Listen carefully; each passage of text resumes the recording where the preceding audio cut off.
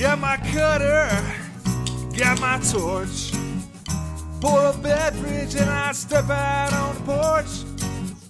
Grab a cigar, I love that view. I guess it's time for another Poolside cigar review.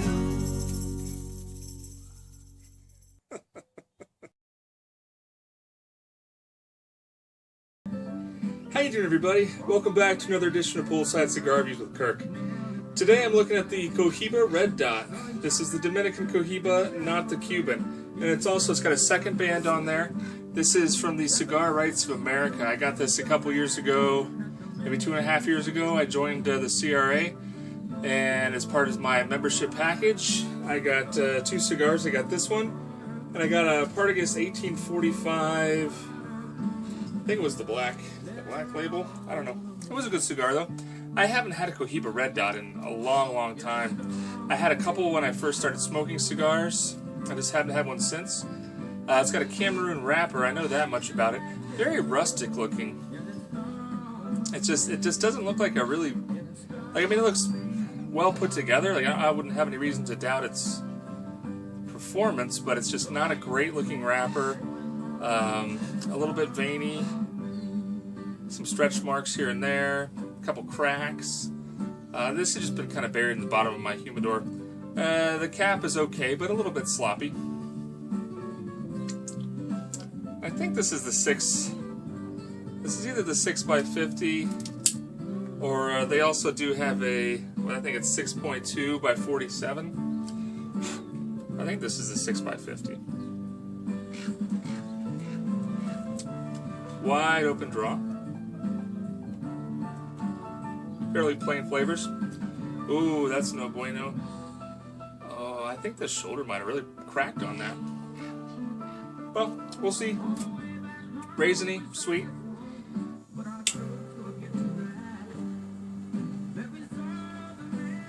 You know, these are, it always blows me away. I haven't had one in a long time, so I'm probably due to try it again. But I remember not really caring for them that much, and they're really expensive in the shops. I mean, these are like $13, $14, $15 cigars. I just don't remember them being that caliber, but maybe, I hope so, we'll see.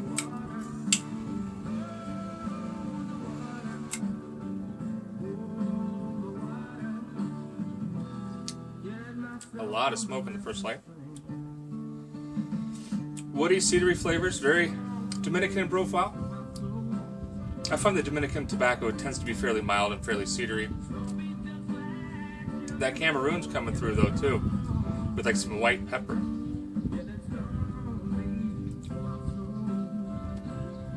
So far, that first light was good. I don't see any smoke leaking out of the shoulder, so I guess that wasn't an issue after all. It might just be this cosmetic wrapper cracking.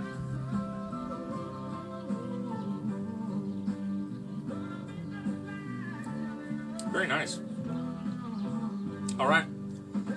Well, I'm going to dig into this, and I'll report back shortly, let you know how we progress. Hang out, guys.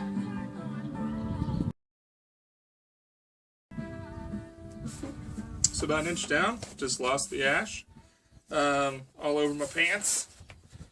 Lovely. All over my chair. Great burn, though. Ash holds on for about an inch. White, light, flaky. Well, yeah, a little flaky. I don't know. I don't really care. Heavy, flaky. It's burning nicely, putting off a lot of smoke. Tastes very good. I've gotten a mild to medium tobacco. Cedar's still there. A little bit of a cinnamon. Like a light cinnamon spice. A little bit like a cinnamon graham crackerish type flavor. Very pleasant. I'm really enjoying this. This is another one that I wasn't totally expecting to enjoy this much, but so far I'm just kind of kicking back and enjoying a little bit of the Schildaig independent bottling from William Maxwell and Company. This is a speyside single malt, 18-year. So independent bottlings are a nice way to go. Save a little money. I don't think I've ever had like an official bottling of Schildaig, but this is certainly nice. Good Scotch. This I drink neat. Most of my Scotch I put water in, but this is only 40%. And it's fine at 40%. It really doesn't need water. Actually, I find that water kills this stuff pretty quick. If you're going to put water in it, just a couple drops. But I just drink it neat. I don't think it needs water. It's got a good mouthfeel to it. It's definitely got those bright, sherry notes. I would expect this to be sherry matured.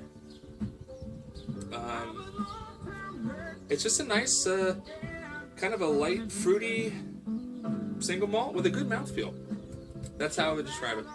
So, and it's a great cigar pairing dram. Yeah.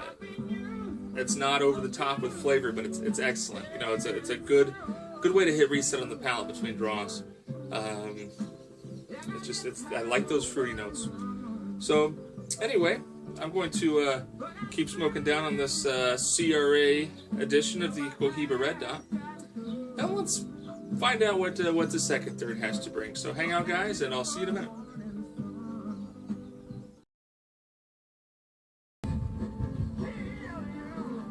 So I'm about 40 minutes in now. Burn's been great. The ash has been pretty flaky. Honestly, it burns almost like a short filler cigar. I don't think it is. But it's gotten considerably spicier. That white pepper spice has come back and really ramped up. Right now, I'd say it's a good, solid medium body. It was fairly mild starting out, but still has it's a good tobacco core with some white pepper spice. And I'm digging it. It's burning well. It puts off a lot of smoke. Smells good. Tastes good. So really no complaints. The only thing is the ash doesn't hold on much longer than a half an inch or so. And the ash also has, maybe it's minerals or something. It gets just those little, occasionally I see this on a cigar, where you get these little white spots in the ash. I'll try to show you. I don't know if you'll see it or not. Oh, the light's definitely not good enough. Oh well. So light's not good enough to show you, but yeah, it's got little white spots in the ash. I think it's probably just minerals, gray ash.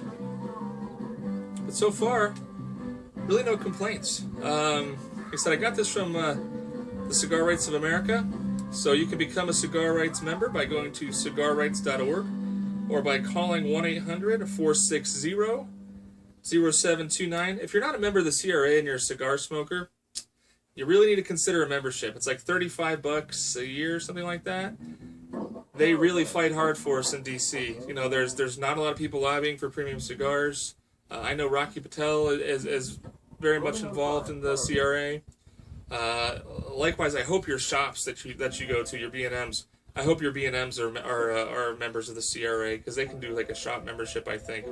But check out, even if you don't become a member, just check out the website and consider it. It's really important. Every day there's more and more anti-cigar legislation and anti-smoking type stuff. And if you want to continue to enjoy your cigars, anywhere other than your house, and you don't want to have to pay an arm and a leg, you want to keep prices reasonable, which I guess is debatable if they're reasonable already because of all the taxes that most states impose. But to fight against that stuff, join the CRA. So, that's my rant on the CRA. So, I'm going to finish this up, and I'll come back at the end and let you know my final thoughts on this Cohiba Red Dot. So, stick around, guys.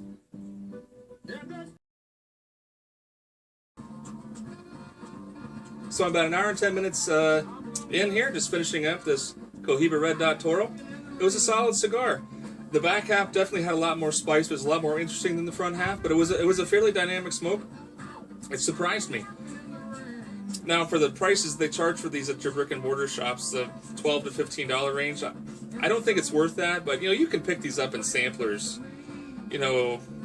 If you know what you're looking for and you're getting other decent cigars, you can usually end up finding these for anywhere between $3 and $6 a piece if you get them as a part of a sampler. Just be careful, because a lot of times this is a cigar that I think attracts a lot of newer cigar smokers who don't know what they're looking at. So a lot of your online retailers will put the Cohiba in with a lot of dog rockets. So really be careful that you're not suckered by that. So be careful when you're getting your Ron Mexicos and all that stuff with your Cohiba Red Dots.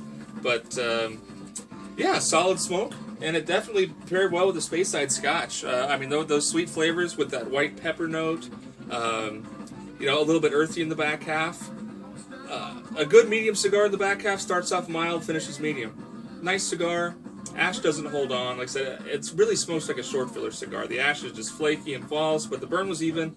Never had to correct it, never had to touch it up, never had to relight it. Good cigar. So, yeah, I'll go ahead and give it a thumbs up to the Cohiba Red Dot. Definitely enjoyed it.